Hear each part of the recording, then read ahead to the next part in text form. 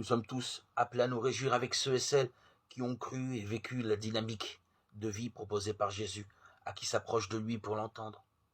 Heureux ceux et celles qui se sont engagés dans cette dynamique, à l'image de la foule que l'Apocalypse de Jean nous fait contempler. Une foule de toutes nations, tribus, peuples et langues.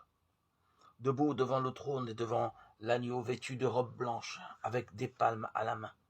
Ils ont témoigné dans l'ordinaire de leur vie de cet appel extraordinaire à prendre résolument le chemin du bonheur à la manière du Christ, à cause du Christ.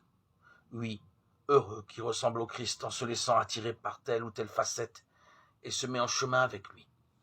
Le pauvre de cœur, celui qui pleure, le doux, celui qui a faim et soif de la justice, le miséricordieux, le cœur pur, l'artisan de paix, celui qui est persécuté pour la justice, insulté à cause du Christ.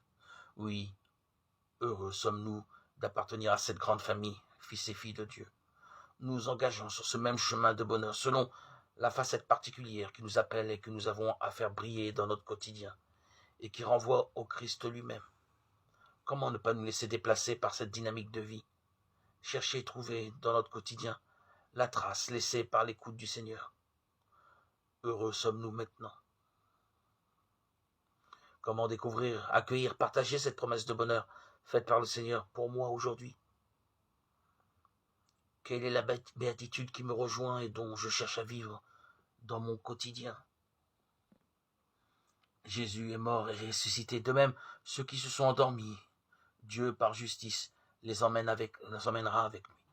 En effet, de même que tous les hommes meurent en Adam, de même, c'est dans le Christ que tous recevront la vie. 1 Timothée 4, 14, 1 Corinthiens 15, 22.